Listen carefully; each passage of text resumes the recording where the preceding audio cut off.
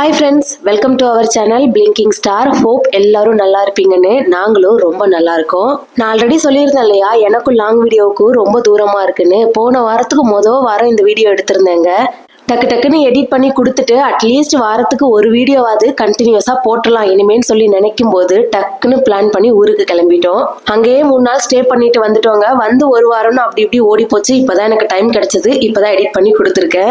இந்த வீட்டுக்கு வந்த புதுசுலேயே கொஞ்சம் செடியெல்லாம் புதுசாக நான் வாங்கிட்டு வந்து வச்சிருந்தேங்க. நான் வாங்கிட்டு வந்து வச்ச துளசி செடி ஃபுல்லாக போயிருச்சு.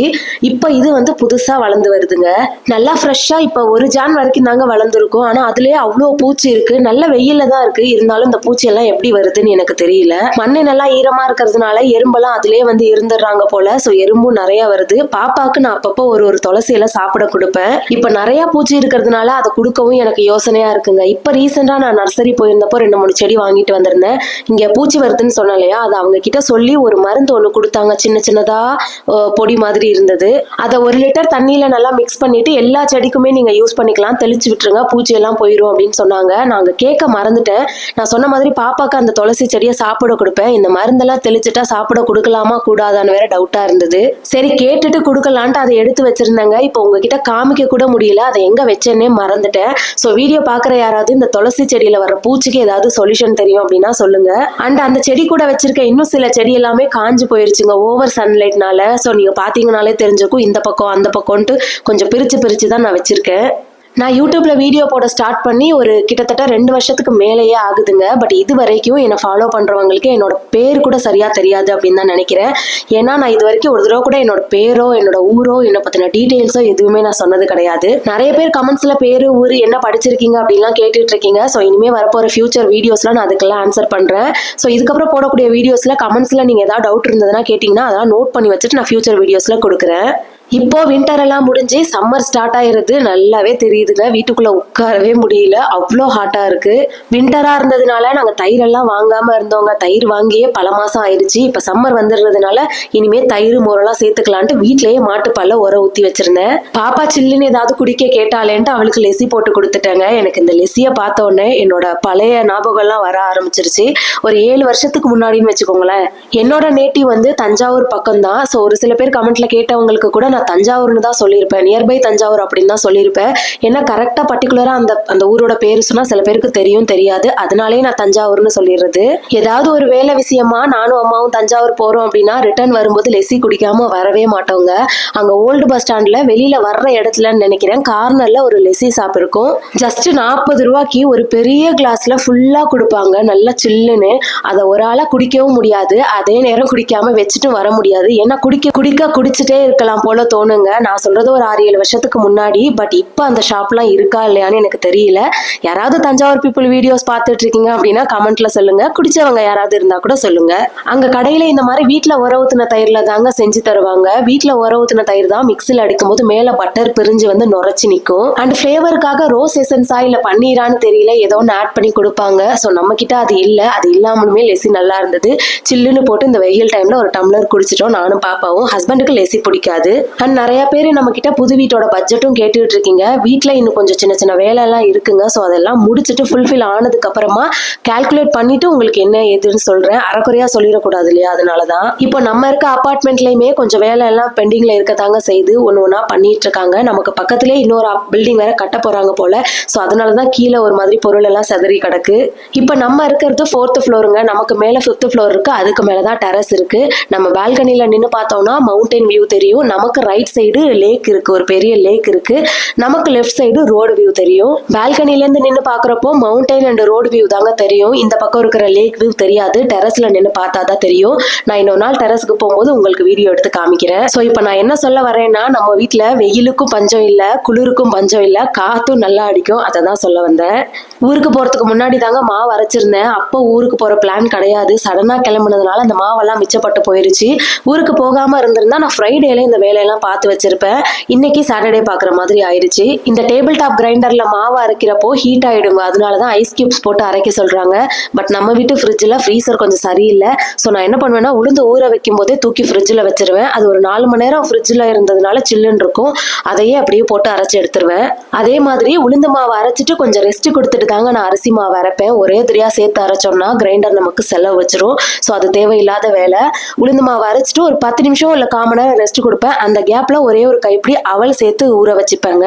அவல் சேர்த்து மாவு அரைக்கிறப்போ இட்லி நல்லா சாஃப்டா இருக்கும். ஆன்லைன்ல என்னென்னமோ வாங்குறிய, தேவைப்படுற இந்த ஒரு பொருளை வாங்கி போட்டா என்னன்னு என்ன நானே திட்டிக்கிட்டேங்க நிறைய தடவை. இந்த கட்லரி வைக்கிற டிராயர்ல ஒரு ட்ரே ஒன்று வைப்பாங்க, தனித்தனியா கட்லரிஸ் எல்லாம் செக்ரிகேட் பண்ணி வைக்கிறதுக்காக.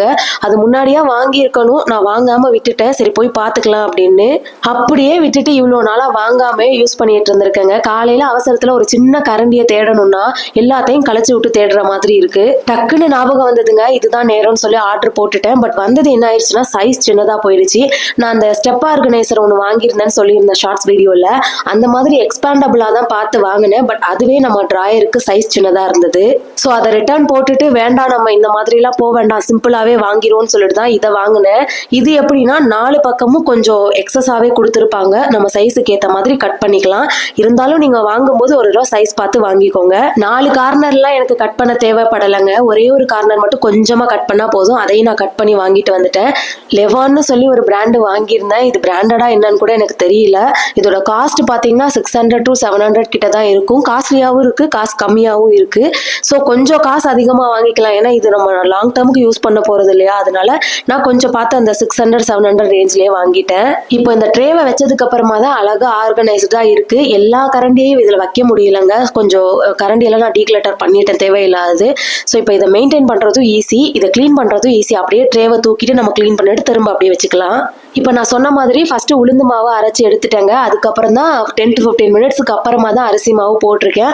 அந்த கேப்ல அவளையும் நான் ஊற வச்சுட்டு அவள் கூடவே அரிசியையும் சேர்த்து அரைச்சிருக்கேன். எல்லா கிரைண்டரும் இப்படிதான் இருக்குமா அப்படின்றது எனக்கு தெரியலங்க. பட் நான் யூஸ் பண்ணிட்டு இருக்க கிரைண்டர் பாத்தீங்கன்னா அரிசி மாவு போட்ட உடனே அரைச்சி கொடுத்துரும், சீக்கிரமா வேலை முடிஞ்சிரும். ஈவன் வடைக்கு அரைக்கிற மாவு, கொழுக்கட்டைக்கு அரைக்கிற மாவு கூட தண்ணியே ஊத்தாம கட்டியா அரைச்சி எடுத்துக்கலாம், நல்லா நைஸா அரைச்சு கொடுக்குது. ஒரு சிஸ்டர் கமெண்ட்ல கேட்டிருந்தாங்க கிரைண்டர் பத்தி, அதனால சொல்றேன். இது அல்ட்ரா பிராண்டோடது. நான் வாங்கி ரொம்ப நாள் ஆகுது, ரொம்ப நாளா யூஸ் பண்ணிட்டு இருக்கேன். இது வரைக்கும் எந்த பிரச்சனையும் இல்லை. மாவு எடுக்கிறது மட்டும்தான் ஆரம்பத்துல எனக்கு கொஞ்சம் கஷ்டமா தெரிஞ்சது. அதுக்கப்புறம் போக போக அதுவும் பழகிருச்சு. ஸோ இப்போ நான் என்ன பண்ணுவேன்னா கிரைண்டர்ல மாவு எடுத்துட்டு கிரைண்டர் கிளீன் பண்றதுக்கு முன்னாடி ஒரு அரை கிரைண்டர் வரைக்கும் தண்ணியை ஊத்திட்டு ஒரு நிமிஷம் கிரைண்டரை ஓட விட்டு கையை விட்டு அங்கங்க தேய்ச்சி விட்டோம்னு வைங்களேன், கிளீன் பண்றது கூட நமக்கு ஈஸிங்க. அதை அப்படியே எடுத்து கொட்டிட்டு லைட்டா கழுவி வச்சா கூட கிளீனா இருக்கும். பட் நான் கழுவி எல்லாம் வைக்க மாட்டேன், வாஷ் பண்ணி தான் வைப்பேன். ஸோ கிளீன் பண்றது ஈஸின்னு உங்களுக்கு சொல்றேன், அவ்வளவுதான். மாவு அரைச்சிக்கிட்டே சிங்க்ல கொஞ்சம் பாத்திரம் இருந்தது, அதையும் நான் வாஷ் பண்ணிட்டு சிங்கையுமே நான் கழுவி விட்டுட்டேங்க. எப்போ சிங்க் கழுவுனாலும் ஒரு ட்ரை கிளாத்தை வச்சு ஃபுல்லாக தொடச்சி விட்டுருவேன். அங்கங்கே தண்ணி நின்றுச்சுன்னா உப்பு தண்ணிக்கு அதுவுமா ஏதோ ஒரு பேட்ச் மாதிரி கரை ஃபார்ம் ஆகிடும். ஈவினிங் ஸ்நாக்ஸுக்கு கடலை வாங்கிட்டு வந்திருந்தாங்க, அதை அப்படியே கழுவி வேகிறதுக்காக வச்சுட்டேன். எங்கள் வீட்டில் இருக்க 3 பேருக்குமே ஒத்து போகிற ஒரே விஷயம்னா இந்த விஷயம் தாங்க. கடலை எங்கள் 3 பேருக்குமே ரொம்ப பிடிக்கும். அதுலேயும் இந்த மாதிரி ஒரு கடலையை லைட்டாக உடச்சி விட்டு வேக வச்சோன்னு வைங்களேன், அந்த உப்பு தண்ணியெல்லாம் உள்ளே இறங்கி அந்த உப்பு தண்ணியோட சாப்பிட்றது என்னை தவிர மற்ற 2 பேருக்குமே ரொம்ப பிடிக்கும். நான் அதை ஒன்னா உட்காந்து உடைக்கிறதுக்கு அலுப்புப்பட்டுட்டே சில நேரம் உடைக்காம வேக விட்டுருவாங்க. அது உப்பெல்லாம் உள்ள இறங்காம வெறுமனையா வேக வச்சு சாப்பிட்ட மாதிரி இருக்கும். இன்னைக்கு பாப்பாவும் ஹஸ்பண்டும் இருந்ததுனால அவங்க உடைச்சு கொடுத்துட்டாங்க, ஏன்னா அந்த உப்பு தண்ணியை சாப்பிடணும் இல்லையா, அதனால. ஸோ ஒரு பக்கம் கடலையை வேக போட்டாச்சு, இன்னொரு பக்கம் காஃபிக்காக பாலும் வச்சுட்டேன். இந்த பக்கம் பால் கொதிக்கணும், இந்த பக்கம் கடலை வேகணும். அந்த கேப்ல நைட்டு டின்னருக்கு சப்பாத்தி பண்ணலான்ட்டு மாவும் பிசைஞ்சு வச்சிட போறேன். எந்த அளவுக்கு மாவு ஊறுதோ அந்த அளவுக்கு சப்பாத்தி நல்லா சாஃப்டா இருக்கும். சப்பாத்திக்கு மாவு பிசையும் போது கொஞ்சமா எண்ணெய் ஊத்தி பிசைஞ்சிங்கன்னா மாவு பிசையறப்போ கை வலிக்காமையும் இருக்கும், கையில ஒட்டாமையும் இருக்கும், சாஃப்டா இருக்கும். ஸோ அவ்வளோதாங்க, ஸ்நாக்ஸ் அண்ட் காஃபியும் ரெடி ஆயிருச்சு. இந்த வீடியோவை நான் 4 மணிக்கு எடுக்க ஸ்டார்ட் பண்ணேன். இப்போ டைம் பார்த்தீங்கன்னா 7 மணி இருக்கும். கிட்டத்தட்ட 3 மணி நேரம் ஆயிருக்கு. இதுவே வீடியோ எடுக்காம பண்ணியிருந்தேன்னா 2 மணி நேரத்திலேயே முடிச்சிருக்கலாங்க. வீடியோ எடுத்துட்டே பண்ணும்போது டைம் இன்னும் கொஞ்சம் எக்ஸ்ட்ரான் ஆகுது. ஒரு சில சிஸ்டர்ஸ் எல்லாம் என்கிட்ட நைட் ரொட்டீன் ஷேர் பண்ணுங்க, ஈவினிங் ரொட்டீன் ஷேர் பண்ணுங்கன்னு கேட்டுட்டே இருந்தீங்க. அதனாலதான் ஒரு லாங் வீடியோல ஷேர் பண்ணியிருக்கேன். ஸோ ஹோப் இந்த வீடியோ இன்ட்ரெஸ்டிங்கா இருந்திருக்கும்னு. பிடிச்சிருந்தா லைக் பண்ணிட்டு நம்ம சேனலையும் சப்ஸ்கிரைப் பண்ணிக்கோங்க. இனிமே நம்ம சேர்ந்தே லாங் டர்மா டிராவல் பண்ணலாம்.